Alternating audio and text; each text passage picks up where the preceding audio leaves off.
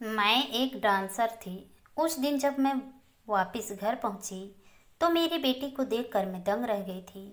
मेरी बेटी का कुंवारापन लूट चुका था। उसकी कोमल सी काया रौंदी हुई थी। मेरी बेटी भी मेरी ओर देखती रही और सिसक सिसक कर रो रही थी और बहुत कुछ कहना चाहती थी, लेकिन कहा भी केवल आंखों और दिल के द्वार ही, जैसे कोई भी भाषा उसकी जुबान पर आने से इनकार कर रही हो। मैंने अपने बेटी को अपने सीने से लगाया। मेरे दिल की धड़कन घटती बढ़ती रही। मैं अपने आप पर ही रो उठी, क्योंकि जिस हालत में मेरी बेटी आज थी, मेरी बेटी से ज़्यादा मैं परेशान थी।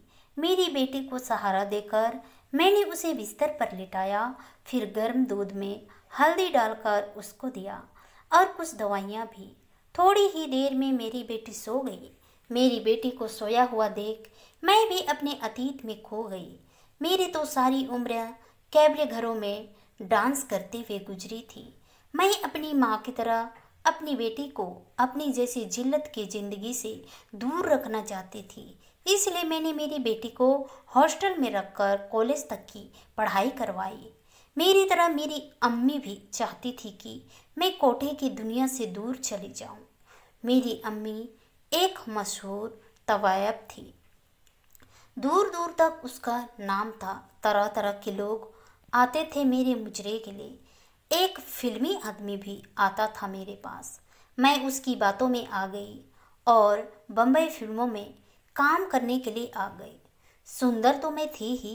माँ ने सोचा वहाँ मेरा करियर बन जाएगा, पर उसको क्या पता था कि यही मेरी आखिरी मुलाकात होगी।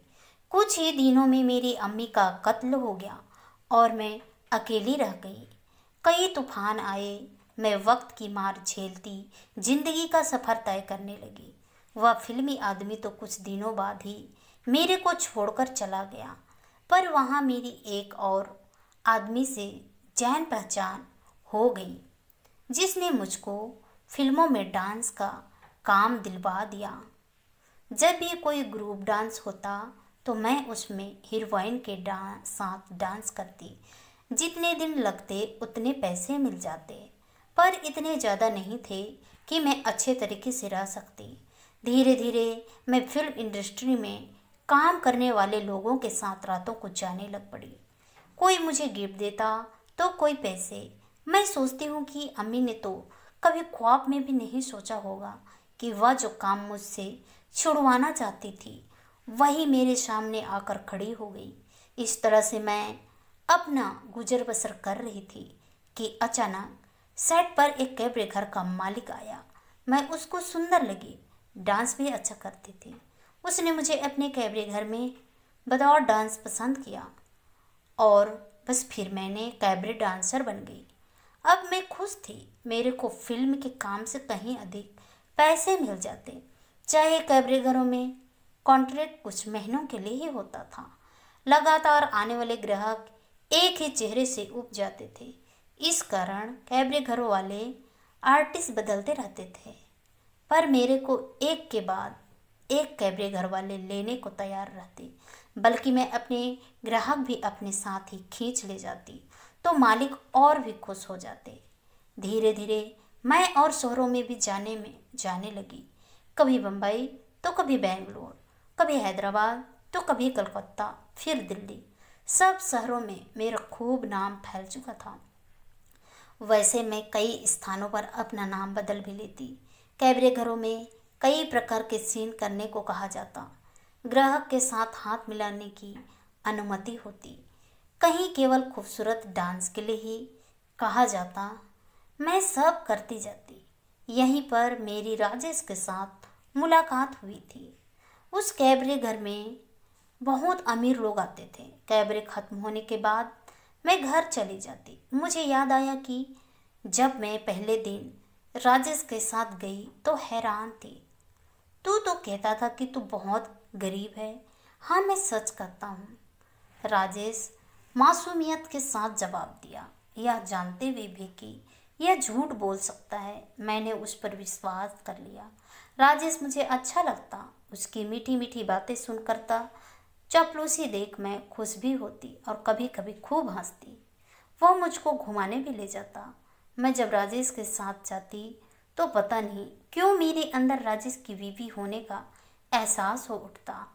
मेरे को लगता राजेश मेरा हर तरह से ध्यान रखता और छोटी से छोटी चीज के बारे में चिंतित रहता। राजेश से भी मुझको एक बच्ची मिली।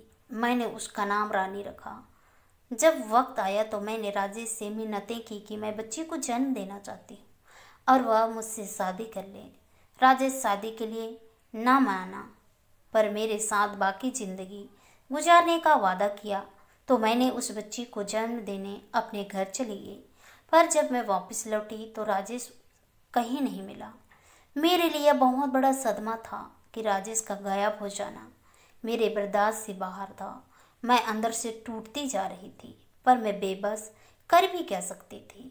मैंने मेरी बेटी को देख रेख का प्रबंध प्राइवेट किया और लोगों के लिए मैं अभी भी कुंवारी बनी रही और दोबारा कैबरे डांसर शुरू कर दिया। पर इस घटना ने मेरी सारी भावुकता निचोड़ दी।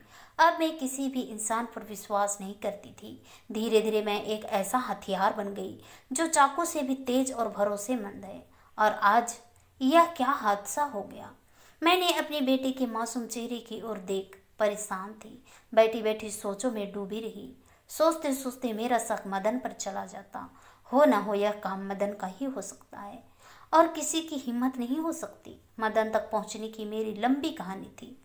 तब मैं दिल्ली के एक ऐसे कैबरगन डांस घर में काम करती थी जिसका मालिक एक समाज सेवक भी था। मैं वहाँ सारा काम संभालती। सब लेन देन मेरे ही हाथों होता। पर कुछ दिन पहले ही मेरी लड़ाई एक आदमी से हुई थी। अब कई दिन गुजर गए, तभी मेरी बेटी की पढ़ाई खत्म हो गई। मेरी बेटी को घर में ले आई। यहीं पर कल मेरी बेटी ने कॉलेज की कई दिलचस्प बातें सुनाई थी। मैंने भी अपनी जिंदगी की छोटी सी छोटी घटनाएं पूरे विस्तार से मेरी बेटी को बताई। मैंने यह भी बताया कि किस तरह मैं अपने शरीर को बचाने की कोशिश करती रही, पर हर मोड़ पर मुझे समझौता ही करना पड़ा। मैं चाहती थी कि या तो मेरी बेटी और पढ़े या किसी अच्छे घर में शादी होकर सदा के लिए सुखी रहना शुरू कर दे। हम दोनों में खूब बहस हुई और पता नहीं हम दोनों कब सो गए। जब सुबह मेरी आंख खुली तो मेरी बेटी सोई पड़ी थी। मैं उसको सोई छोड़कर बाजार चली गई। वापस लौटी तो मेरी बेटी का यह हाल देखकर मेरी जान निकल गई। मैं हैरान मेरी बेटी की ओर देखकर चीखी तो सही, पर मेरी चीखें घर की चार दीवारी से टकराकर ही लौट आई। यह क्या अनहोनी हो गई। औरत का कुंवारापन एक बार गया तो बस गया। धीरे धीरे वो दिन बीत गया, दूसरा आया वह भी चला गया और इस तरह दिन आता और चला जाता। पर मेरी बेटी के चेहरे पर वह खुशी वापस न आई जो इस घर में आने पर थी। मेरे को जब यकीन होने लगा कि यह काम मेरे दुश्मनों का ही हो सकता है, मैं तो काफी नहीं बल्कि अपने अंदर और आक्रोश इकट्ठा कर मैंने जो सोचा कि बदला लूंगी। इन्हीं सोचों के सफर में उड़ते और लौटते मेरी आंख लग गई। उधर जिंदगी की दहलीज पर कदम रखते मेरी बेटी के चेहरे पर भी आत्मविश्वास आ गया था। अपनी मंजिल पर पहुंचने के लिए कुछ करने के लिए तैयार थी। तरह तरह के भरोसे मिलते, तरह तरह की उम्मीदें बनती। मैं अपनी बेटी के गुनाहगारों को पता करने की कोशिश कर रही थी। लग रहा था कि जिससे मेरी लड़ाई हुई वही होगा, पर मैं गलत थी। जिसके साथ मेरी दोस्ती थी, पहचान थी, उन्हीं लोगों ने मेरी बेटी की इज्जत लूटी थी। अब मैं भी चुप न रहने वाली थी। मैंने भी अब उनको जेल के सलाखों पर लेके ही दम लिया। अब वे सब लोग जिन्होंने मेरी बेटी के साथ गलत किया था अब जेल में हैं। आज मेरी बेटी को सही मायने में न्याय मिला है। मैं भी अब वो काम छोड़ दिया। अब मैं इज्जत से काम करके अपने घर चलाती हूँ। मेरी बेटी को अपने पैर में खड़े होते देखना चाहती हूँ।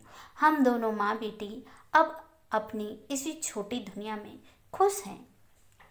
आशा करती हूँ दोस्तों आप लोगों को ये कहानी पसंद आई होगी। कहानी पसंद आई तो कहानी को लाइक कीजिए, शेयर कीजिए, कमेंट कीजिए। और ऐसी कहानी सुनने के लिए प्लीज़ हमारे चैनल को सब्सक्राइब जरूर कीजिए। तो मिलते हैं चलिए दोस्तों नेक्स्ट किसी नई कहानी के साथ। तब तक ले बाय बाय।